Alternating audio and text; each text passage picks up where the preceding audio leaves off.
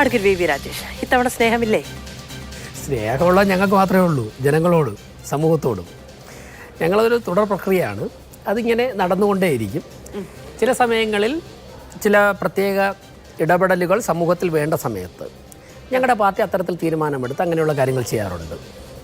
തുടർ പ്രക്രിയയാണ്, അതിങ്ങനെ നടന്നുകൊണ്ടേയിരിക്കും എന്നാണ് അങ്ങ് പറഞ്ഞത്. തുടർ പ്രക്രിയയാണെങ്കിൽ ഇത്തവണ സ്നേഹമില്ലേ എന്ന് ചോദിക്കേണ്ട കാര്യം ഉണ്ടാവില്ലായിരുന്നു. അത് നിങ്ങൾ ചോദിച്ചാൽ എനിക്ക് എന്ത് ചെയ്യാൻ പറ്റും? ചോദിക്കുന്നത് നിങ്ങൾ താങ്കളല്ലേ? അല്ല, അങ്ങനെ ചോദിക്കാൻ കാരണം നിങ്ങളുടെ സംസ്ഥാന അധ്യക്ഷൻ പറഞ്ഞത് ഇത്തവണ അങ്ങനെ ഒരു പ്രത്യേക സ്പെഷ്യൽ വിസിറ്റിന്റെ ആവശ്യമില്ല, എല്ലാ അവസരങ്ങളും സമാനമാണ് എന്നാണ് അദ്ദേഹം പറഞ്ഞത്.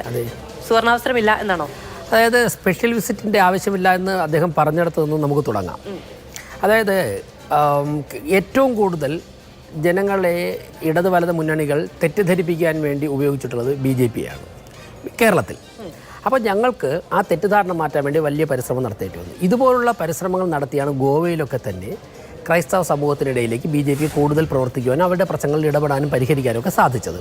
അപ്പോൾ കേരളത്തിൽ നിങ്ങളെയൊക്കെ പോലുള്ള മാധ്യമങ്ങളും ഇടത് വലത് മുന്നണികളും ഒക്കെ കൂടെ തന്നെ ഒറ്റക്കെട്ടായി നിന്നുകൊണ്ട് ഒരു പരിധിവരെ ഞങ്ങളെ ചെറുക്കാൻ ശ്രമിച്ചപ്പോൾ ആ തെറ്റിദ്ധാരണ മാറ്റാൻ വേണ്ടി ഞങ്ങൾക്ക് ചില കാര്യങ്ങൾ ആലോചിച്ചിട്ട് വളരെ ഉചിതമായ സമയത്ത് അത്തരത്തിലുള്ള ഇടപെടൽ, പക്ഷേ വളരെ വിജയകരമായി, വളരെ വലിയ വിമർശനങ്ങളൊക്കെ നിങ്ങളൊക്കെ നടത്തിയെങ്കിലും മണിക്കൂറുകളോളം ചർച്ചയൊക്കെ നടത്തിയെങ്കിലും വളരെ വിജയകരമായി ക്രൈസ്തവ സമൂഹം BJPയുടെ നിലപാടുകളെ കേരളത്തിൽ സ്വീകരിച്ചതായിട്ടാണ് കഴിഞ്ഞ ഒരു 2-3 വർഷത്തെ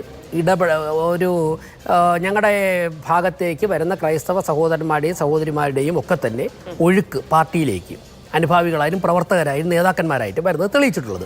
അപ്പോൾ തീർച്ചയായിട്ടും ക്രൈസ്തവ സമൂഹം BJPയുടെ മുൻപ് ഇപ്പോൾ ജോർജ് കുര്യൻ ജി, അങ്ങനെ ഇപ്പോൾ തൃശ്ശൂർ ജില്ലാ പ്രസിഡന്റ് ജസ്റ്റിൻ ജേക്കബ്, ജസ്റ്റിനൊക്കെ 10-30 വർഷം കൊണ്ട് BJP പ്രവർത്തകരാണ്. അങ്ങനെയുള്ള 1, 2, 5, 10, 100 പേർ മാത്രമേ കേരളത്തിൽ ഉണ്ടായിരുന്നുവെങ്കിൽ ഇന്ന് ആയിരക്കണക്കിന് നേതാക്കന്മാരും 10,000-കണക്കിന് അനുഭാവികളുമൊക്കെ വരുന്നൊരു സാഹചര്യം ഉണ്ടായി. അപ്പോൾ ഞങ്ങളുടെ സംസ്ഥാന അധ്യക്ഷൻ പറഞ്ഞതുപോലെ ഓണം, ഈസ്റ്റർ, ക്രിസ്മസ്, വിഷു ഇതൊക്കെ തന്നെ ഞങ്ങളുടെ പ്രവർത്തകർ പരമാവധി ആഘോഷിക്കുന്ന തരത്തിലേക്ക് വന്നിട്ടുണ്ട്. ഇത്തവണ എന്തുകൊണ്ട് സ്നേഹയാത്രയില്ല? ഇപ്പോൾ കഴിഞ്ഞ തവണ നിങ്ങൾ ഈ സ്നേഹയാത്രയൊക്കെ നടത്തുന്ന സമയത്ത് 2023 സ്നേഹയാത്ര നടത്തുന്ന സമയത്ത് അന്ന് നിങ്ങളുടെ ഏറ്റവും പ്രധാനപ്പെട്ട നേതാവ് തന്നെ അദ്ദേഹം പ്രകാശ് ജാവ്ദേക്കർ തന്നെ ഈ സ്നേഹയാത്ര വലിയ വിജയമായിരുന്നു എന്നും ജാതിമത പ്രാദേശിക ചിന്തകൾക്ക് അതീതമായി ഒന്നാണ് എന്നുള്ള പ്രധാനമന്ത്രിയുടെ നിലപാട് അങ്ങനെ തന്നെ പ്രതിഫലിപ്പിക്കുന്നതാണ് ഈ സ്നേഹയാത്ര എന്നുമൊക്കെ പറഞ്ഞു. അപ്പോൾ അദ്ദേഹത്തിന് തന്നെയാണ് ഇപ്പോഴും. അപ്പോൾ എന്തുകൊണ്ട് അത്ര വിജയകരമായ ഒരു കാര്യം നിങ്ങൾ ഇത്തവണ വേണ്ടെന്ന് വെച്ചു? ഞാൻ ചോദിക്കട്ടെ, ഒരു കാര്യം വിജയകരമായി വന്നിട്ടുണ്ടെങ്കിൽ അതിന്റെ തുടർച്ചയും നടന്നാൽ പോലെ. അപ്പോൾ ഇപ്പം ഞങ്ങൾക്ക് 3 ജില്ലാ പ്രസിഡന്റുമാരെ ക്രൈസ്തവ സമൂഹത്തിൽ നിന്ന് കിട്ടി. തുടർച്ച ഉണ്ടായിട്ടുണ്ടല്ലോ. ഞങ്ങൾക്ക് അതിന്റെ തുടർച്ചയായിട്ടല്ലേ 3 BJPയുടെ ഞങ്ങളുടെ ആ യാത്രയുടെ ആവശ്യം നടന്നു. അങ്ങനെ പറയരുത്. ഞങ്ങളുടെ പ്രധാനപ്പെട്ട ഉദ്ദേശം എന്തായിരുന്നു? ക്രൈസ്തവ സമൂഹത്തിനിടയിലേക്ക് LDF UDF വളരെ വലിയൊരു തെറ്റിദ്ധാരണ പരത്താൻ ശ്രമിക്കുന്നതിൻ്റെ ഫലമായിട്ട് കേന്ദ്ര ഗവൺമെൻറ്റിൻ്റെതായിട്ട് ന്യൂനപക്ഷ സമുദായങ്ങൾക്ക് കിട്ടേണ്ട ഒരുപാട് ഗുണഫലങ്ങൾക്ക് അവർക്ക് അനുഭവിക്കാൻ പറ്റാതെ വരുന്നു. BJP പോലുള്ളൊരു മെയിൻ സ്ട്രീം രാഷ്ട്രീയ പാർട്ടിയിൽ നിന്നും അവർ അകന്നു നിൽക്കുന്നു. അത് ആ ക്രൈസ്തവ സമൂഹത്തിനാണ് ഏറ്റവും കൂടുതൽ അവർക്ക് മെയിൻ സ്ട്രീമിലേക്ക് വരാൻ വേണ്ടി BJPയുടെ പ്രവർത്തനം അവിടേക്ക് എത്തേണ്ട ആവശ്യം. അപ്പോൾ അത് ഏത് തരത്തിൽ പ്രതിരോധിക്കാം? ഇപ്പം ഞങ്ങൾക്ക് BJPയുടെ ആശയം, BJPയുടെ പ്രവർത്തനങ്ങൾ കടന്നു ചെല്ലാൻ വേണ്ടി ബുദ്ധിമുട്ടുള്ള സ്ഥലങ്ങളിൽ ഏതു തരത്തിൽ ഞങ്ങൾക്കത് ബ്രേക്ക് ചെയ്യാം എന്ന് ഞങ്ങൾ ചർച്ച ചെയ്യാറുണ്ട്. ഇപ്പം പട്ടികജാതി വിഭാഗത്തിൽ നിന്നും ഞങ്ങൾക്ക് ഒരു കാലഘട്ടത്തിൽ പിന്നെ നേതാക്കന്മാർ കുറവായിരുന്നു. ഇപ്പൊ ഞങ്ങളുടെ കൊല്ലം ഈസ്റ്റ് ജില്ലാ പ്രസിഡന്റ്, നിങ്ങൾക്ക് ജില്ലാ പ്രസിഡന്റ്, നിങ്ങൾക്ക് പട്ടികജാതി വിഭാഗത്തിൽ നിന്ന് കിട്ടി, നിങ്ങൾക്ക് ക്രിസ്ത്യൻ വിഭാഗത്തിൽ നിന്ന് കിട്ടി. അല്ല, കിട്ടിയെന്നല്ല ചോദിക്കുന്നത്, ആ വിഭാഗത്തിലേക്ക് കൂടുതൽ എത്താൻ സാധിച്ചു. ഇത്തവണ വേണ്ടെന്ന് വെച്ചു എന്നാണ് ഞാൻ പറയട്ടെ. അതായത് നിങ്ങൾക്ക് എന്ത് കിട്ടിയെന്നല്ല ഞാൻ പറഞ്ഞിട്ട് ഈ വിഷയം ഞങ്ങൾക്ക് അനുകൂലമായിട്ട് ചർച്ച വരുമെന്ന് തോന്നുമ്പോൾ മാധു വളരെ കണ്ണിങ്ങായിട്ട് ചാടി വീഴുകയാണ്. ഞാൻ സംസാരിച്ച SC കമ്മ്യൂണിറ്റിയെ കുറിച്ചാണ്.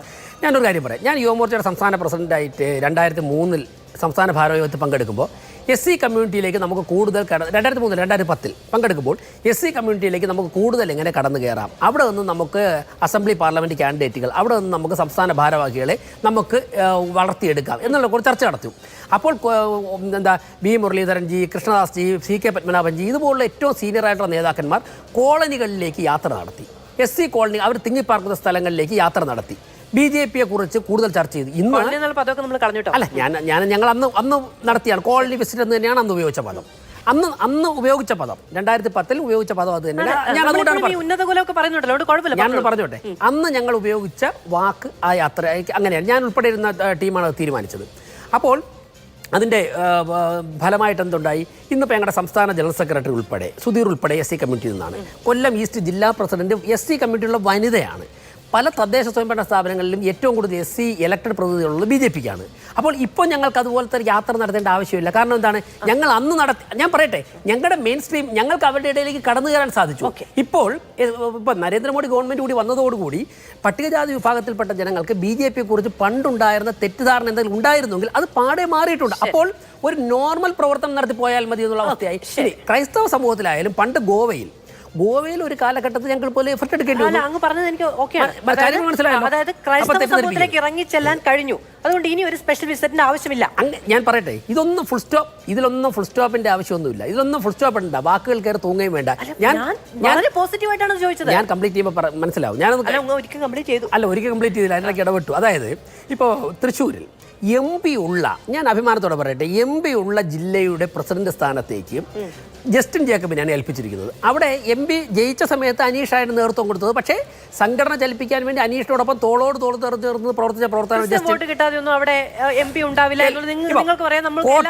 കോട്ടയം, ഇടുക്കി ഈ ജില്ലകളൊക്കെ തന്നെ ജില്ലാ പ്രസിഡന്റ് സ്ഥാനം ഏൽപ്പിച്ചിരിക്കുന്നത് ക്രൈസ്തവ സമൂഹത്തിൽപ്പെട്ട. ഞാൻ ചോദിക്കുന്ന ഇത്രയേ ഉള്ളൂ അഡ്വക്കേറ്റ് VV രാജേഷ്. അതായത് നിങ്ങൾക്ക് ക്രിസ്ത്യൻ വിഭാഗത്തിലേക്ക് പൂർണ്ണമായും ഇറങ്ങിച്ചെല്ലാൻ കഴിഞ്ഞു, നിങ്ങളോടുള്ള തെറ്റിദ്ധാരണ മാറ്റാൻ കഴിഞ്ഞു. പൂർണ്ണമായിട്ടും ഞാൻ പറയുന്നില്ല, ഞങ്ങൾക്ക് ഒരുപാട് അടുക്കാൻ സാധിച്ചു. അവർക്ക് സ്പെഷ്യൽ വിസിറ്റിന് ആവശ്യമില്ല.